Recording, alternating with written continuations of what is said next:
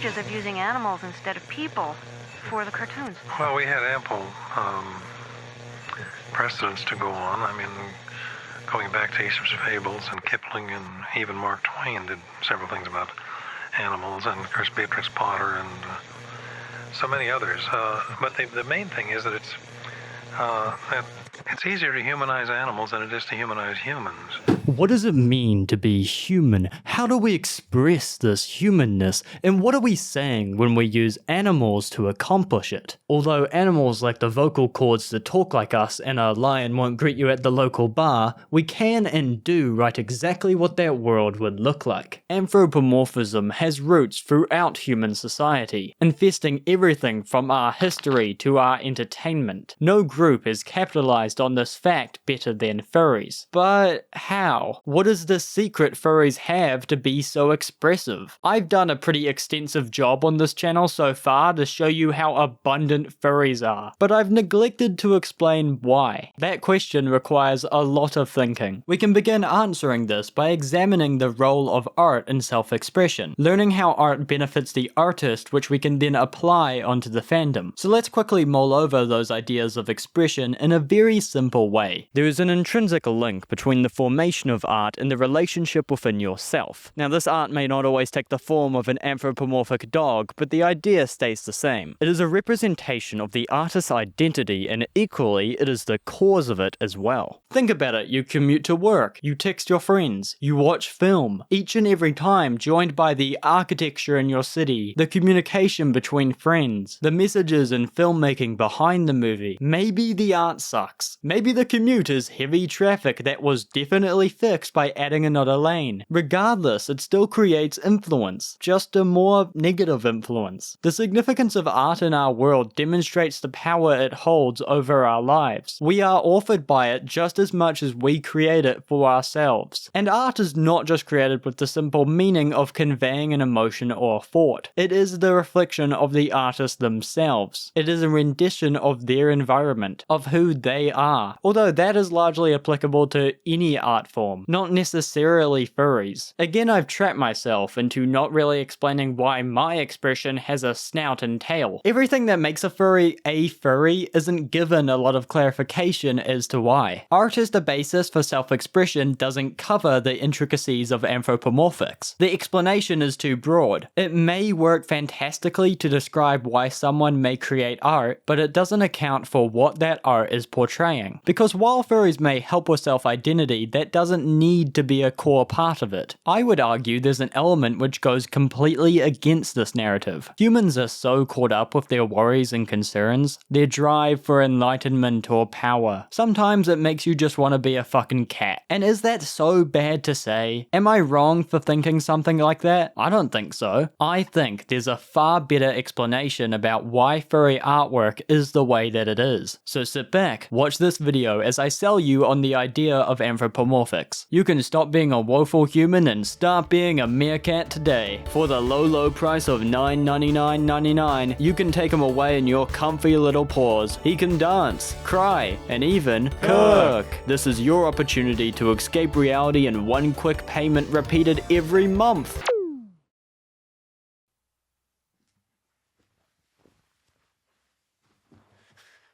We need to talk about this mask. I know it looks a bit silly, you don't have to tell me that. It's the only thing I had to hide my face and well, it works. But there's an added benefit to the mask that makes the video making process not only more private, but a whole lot quicker as well. By putting on the mask, I'm not having to hide any blemishes in my skin or have to tidy up my hair for a video. Furries in this sense act like a much bigger mask, masking not only my face, but my personality, and if I think really hard about it, it can mask my reality as well. Simply by using my imagination, I can block out any stresses in my life in place for funny little animal creatures.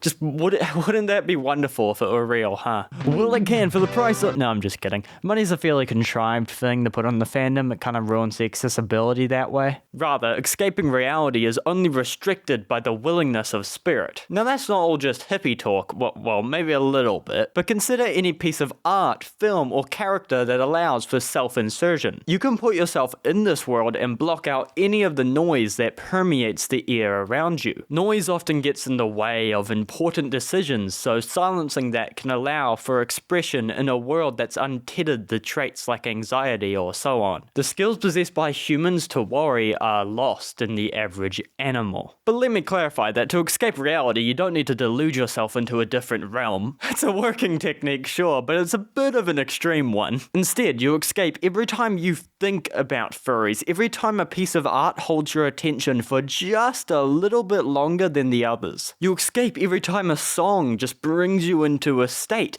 Art of all kinds can do this, but I'm sorry humans, you're running at a bit of a disadvantage here. Art with furries communicates on a whole different perspective. I simply cannot imagine the film Fantastic Mr. Fox without the titular foxes. The story needs them. They have to be there. Without them, it just wouldn't work. And I don't just mean for plot reasons or to fit into the setting. I mean you simply cannot immerse yourself into these characters without them being the animal they are. They don't have the same fears and anxieties as humans do. You're just a fox on the hill with your music. You don't have to worry or think about anything. A human cannot do this. George Clooney obviously did a fantastic job voicing Mr. Fox, but the best moments are when all of that subsides, and Mr. Fox is stripped back of anything human except for his movements. He feels a lot more passive in the world, just a small piece of it. At times there's nothing between him and the surroundings. It encapsulates an energy I haven't seen replicated in many other films, and there's no human here to complicate things. Only a furry could bridge the gap of being carefree and relatable. It's so human at being an animal. I put a post out on Blue Sky several months ago now asking one strange yet very specific question. One particular part of the furry fandom I'd love to explore is the many forms of furry aside from visual. Yes, art or visual media is the most present within the fandom, but how is audio, sense, and even thought explored? Not music made by furries per se, but what does furry sound like?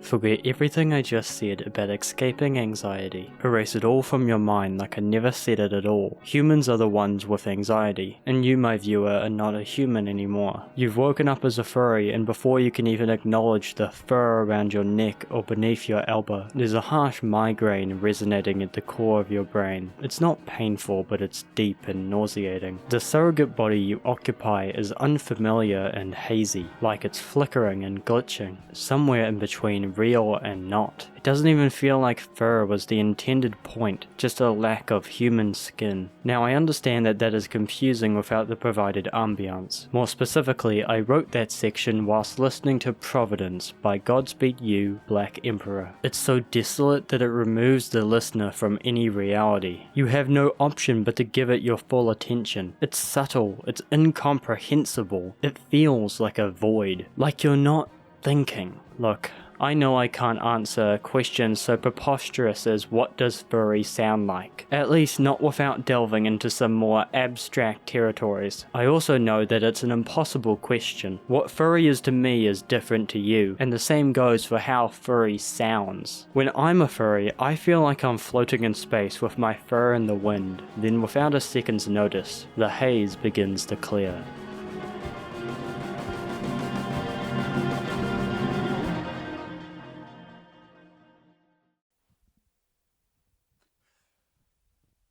There's a lingering feeling I'm being judged right now. Although in my defense, whilst this is incredibly embarrassing to vocalize, it's also incredibly interesting. If music can do so much as to bring a sound to an emotion, then we should ask, what does furry sound like? Furry brings us an emotion for sure, so how does that emotion translate into music? I recognize the flaw in calling some strange post-rock song the representation of furry sound, because it just doesn't correlate with what many of the themes we see in the fandom are. If I played Providence over some random fursuit footage, you would feel a little out of place.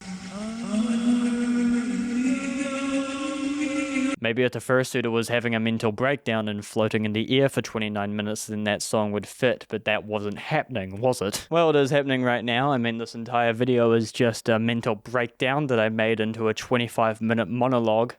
I'm fine. Oh shit. Such as with most of my videos, to be fair, so can't really speak. In an attempt to discover what furry sounds like, I keep finding two specific yet very different categories. Transmorphing the human body and living in a timeless, emotionless void may be one, but the same thing can be said for the exact opposite emotion. Furry is the key towards unlocking a limitless potential of emotions and sensations incapable by regular human bodies. Music that has this energetic and hypnotic quality to it. Admittingly, I'm not very well versed on the side of glitch pop, synth pop, and genres like IDM. My knowledge on music in that scene is limited to Sweet Trip and Boards of Canada. However, what I will say is that there is an intrinsic sound quality to albums like Patricia Taxon's Bicycle or Cluster's self-titled, which strikes me as a kind of cute tail wagging induces. A sort of inherent desire to picture those images when you hear the playful glitchy sound sparking across the track. I particularly would recommend either of Cluster's two albums. They're an incredibly underrated artist who only came to my attention thanks to Brad Taste in Music. What I first notice upon hearing the songs are these dense collages of sounds that so playfully ring off of each other. They're not entirely discernible. They don't sound entirely human, like the song is actively corrupting while it's playing. The vocals occasionally take away from this effect, and I believe that shows why this music shines so well. It works best when it sounds just abhuman enough to sound furry. You may be noticing a theme in the moments I find in art to be the most furry. By chance you haven't picked up on the idea yet, let's continue to explore these two constraints. There's another way to categorize these feelings that I believe you may find interesting. For this I'm going to employ examples from the discography of Patricia Taxon. Call it a mini music analysis if you will. Here's a snippet from her 2022 album Task.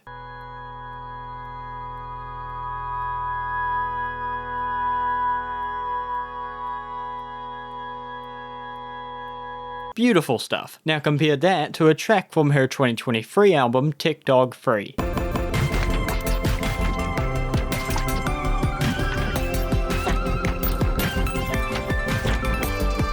Notice the difference? Let me visualize it for you. For an album to qualify as furry music, it typically has to satisfy one of two responses, the most obvious of which being the tail, as I'll call it. Chirpy music to wag your tail to. The other hits in a really strange spot, like fur against the back of your neck and down across your back, just in the place where you could barely reach it with your own hands. I understand that a lot of you will want to play along with this little thought experiment, but I urge you to at least try understanding my perspective. I want you to visualize the part of your body that you feel change when you listen to this piece.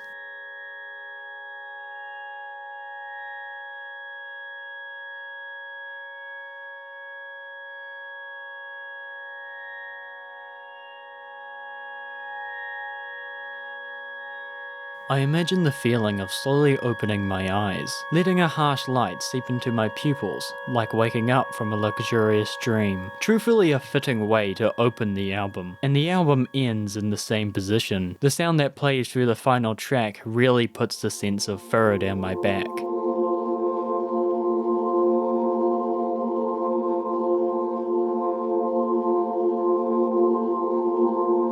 Patricia really struck a beautiful chord with this project. One of her best, 9 out of 10. On the other pile, we have albums which fall into the category of tail wagging. I've already mentioned her 2024 album Bicycle, but the earlier series she released, Tech Dog 1 through 7, holds a closer place in my heart. In case you're wondering, yes, I have listened to this entire series twice, including extra re-listens to my favorite tracks. I have made myself very familiar with the sounds and moments across these records, and with that history behind me, I have a number of things I want to say about each project. Tech Dog 1, whilst not being my favorite, does add a lot to my thesis. You see, I'm not a big fan of this one. I felt like I was being dragged in too many places. A fun and enjoyable project that unfortunately didn't elicit much emotion in me, demonstrating that simply being upbeat doesn't always equate to tail wagging. There's an extra element of chirpiness to it, something to signify that I need to get up and shake my tail around. Track 6 even features a more introspective sounding song, reminiscent of the other category, unfortunately appearing too out of nowhere for me to settle into that mood. Tech Dog 2 is when some of the tail themes start to gain traction. They're not all the way realized yet, but you can see the plant beginning to grow. Track 7 and the final quarter of track 8 provide me with the most vivid imagery. They aren't the full extent of what to expect from the tail wagging category, but emerging elements of what's to come. Side note, but I'm pretty sure track 6 literally samples NF. The flip is really clean, but I did not need to be reminded of NF in an IDM album, Patricia. I left that phase years ago, girl. There is no going back. But with that complete, we enter Tech Dog 3. This is where those elements from before are fully conceptualized. Straight from launch, we are immediately given track 1, featuring this adorable melody. It starts off gradual, eventually growing into the focal point of the song. Right as we hit the 2.5-minute point is when the track bursts into color, defining what it means to be a tail wagging song.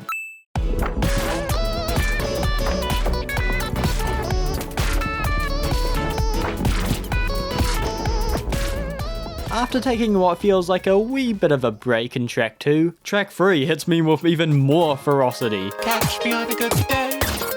You can listen to me whistle the whole way home. Oh baby, forget what I said about lyrics on a Furry record. This is how you do lyrics. Catch me on a good day, you can listen to me whistle the whole way home. What a fun little way to summarize the excited little tail wag. My leftover commentary audience is probably quaking in fear right now. You're just gonna have to bear with me, guys. I'm in my zone. You're being very good so far, not misbehaving. Track 4 returns to having some more fun, removing itself from either category to me. Remember, I'm not looking at particular sound quality here. I'm analyzing the project strictly through a Furry lens. It also feels like R2-D2 dying at one point.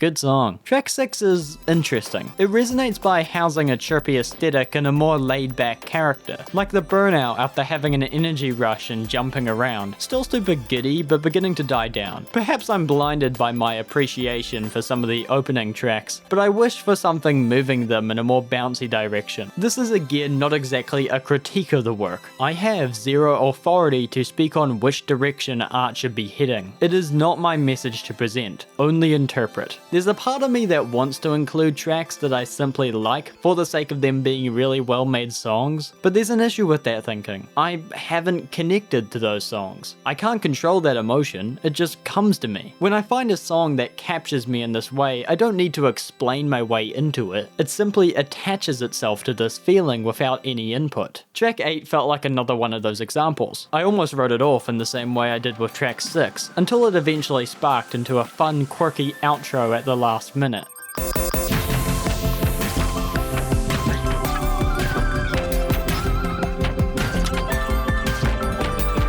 All of a sudden the song clicked and it worked as a complete track, building up one last jolt of energy so I could stretch my tail. Moving forward a few songs, I want to highlight track 11, which might seem weird since it isn't exactly playful like the previous examples, but this track does something special, and it only makes sense once reflecting on the past songs. First, we enter with an immediate splash, bouncing off the walls, letting our tail swing out from behind us, continuing to preserve this energy throughout multiple tracks, eventually growing tired and sore, yet still writhing with excitement. Our body is telling us to rest, but we manage one last burst of joy in the final minute of the song. Now, expelled of all energy, track 11 tucks us into bed. Little puppy has gone to rest. Good night.